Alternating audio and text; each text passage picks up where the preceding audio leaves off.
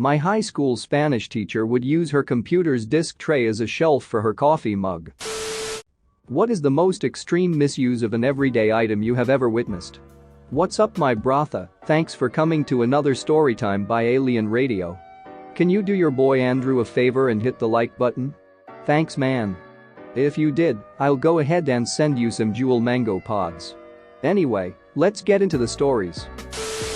We weren't allowed hot plates or microwaves in the college dorms, so one of the girls on my floor cooked bacon with a hair straightener. I once had a friend casually say, you know how, when you run out of toilet paper, so you just use a sock, or whatever. No, the duck, I do not, Sandra, Jesus Christ. My friend's kid decided to make a grilled cheese sandwich with an iron on the couch. Burned a nice iron-shaped hole in the couch. Kid was 15 at the time. Got a non-stick pan and metal utensils in the kitchen? Somebody, at some point, will misuse the duck out of both at the same time. Not really an everyday thing unless you're a tradesman, but I've seen way too many people try to pound screws in with a hammer. My brother once used a brick chisel to cut brownies. My parents were redoing the kitchen and left it out on top of a paint bucket or something. Guess he thought it was a spatula? Edit. I was corrected that it was a putty knife and not a brick chisel, although they are pretty similar. Using a microwave to dry a smartphone. After running said smartphone under tap water to clean it, this was like 7 years ago, I don't think the phone was waterproof. Person who did this was good academically, but had no common sense whatsoever. It baffled me. When I was a kid, my mother used a pasta spoon to clean the cat litter box. I thought this was normal because it was the only way I'd ever seen it used. Then, years after our cat died, I was eating dinner at a friend's house when the mom grabbed the same kind of utensil to serve spaghetti. I freaked the duck out and shouted, "Why are you serving food with a poop scoop?" They were so confused and I couldn't eat my dinner because I was so disturbed. When I was very young, I used to think that you had to wedge your entire butt into the toilet seat when you have a crap. Moment of learning came when we went on holiday somewhere and were exploring the house. I saw the toilet with a much smaller seat than ours and said, that's so small, how am I gonna fit in that to poop? Needless to say, it provided some enjoyment for my parents. Edit. People saying it's my parents' fault for not teaching me right. I think it was on me, not them. I did it because it was more comfortable and also my innate instinct as a male to fill any hole I see. There's a Darwin Award that got awarded to a young man who learned in biology that running a current through a muscle will cause it to contract. He used this knowledge to hook up a cow heart to the electric grid and then stuck his dick in before flipping the switch. Took them a bit to figure out why they found a naked boy with what seemed to be a lump of coal fused around his dick. That doesn't seem like an appropriate use of your home's light sockets. We had a housemate who used to get home very drunk and try and cook himself elaborate meals, which always resulted in a lot of mess and noise. To combat this, I turned the oven and electrical sockets in the kitchen off when he went out one night. Foolproof. The fool cooked himself steak in the living room with our clothes iron at 3 a.m.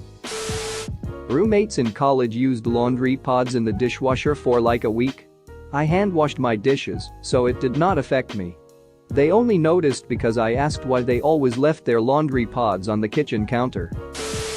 I had an extreme itch in my ear and no Q-tip. The closest small object that would fit in my ear was a screwdriver, so I used it. I ended up cutting my eardrum and had to go to the doctor.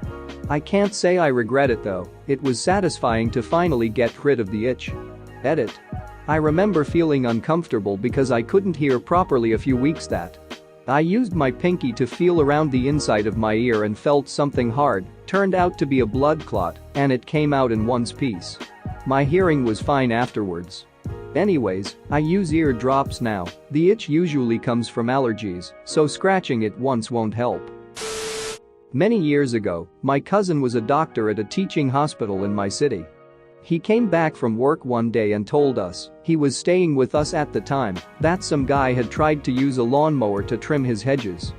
The blades of the mower got snagged around some of the branches on the hedge, and this idiot didn't turn the motor off before trying to reach into the mower to remove the jamming branches. As a result, when the branches were shifted, they dislodged, and the blades started spinning again at top speed, slicing his fingers off before he could remove them. Potential Darwin Award material right there. I read it in a newspaper article a few years ago. It was this article about life hacks and such, and basically what happened was, there was this hack going around about how, if you put your toaster on its side, slide in 2 slices of bread with cheese on top and toast them, you get toast and grilled cheese all at once. Apparently, this lady tried it, and the melting cheese set her toaster on fire. The whole thing went up and nearly burned her entire house down. This reminds me of the time my BF decided to make homemade lemonade. He was in the kitchen when I heard him struggling and cursing at this lemon squeezer. I came in and saw him, then asked what was wrong. He started to rant about this dumb lemon squeezer and how shoddy and ineffective it was. And that these decorative holes at the bottom aren't doing anything to let the juice flow out. I sincerely had never laughed so hard in my life. He had the lemons in the lemon squeezer in backwards, so it wasn't getting any pressure squeezed into the lemon. I took mercy and showed him how he was supposed to position the lemon in the squeezer. Of course he got much more juice out of it then. I think he felt kind of dumb, but to be fair, he is Korean American too. His family probably never made lemonade growing up. Or used lemons in general, since it's not used much in Korean food, although now anytime something doesn't seem to work, one of us will ask if it has decorative holes. I did not witness it, but my grandma had used a vibrator as a massaging stick for her back pain because the box had stated massage stick. The way we found out was hilarious though. When we visited her one day, she started telling how she went to the shop where she bought her massage stick and asked the boy to change the batteries. She did not understand why the boy had refused and why he acted weird.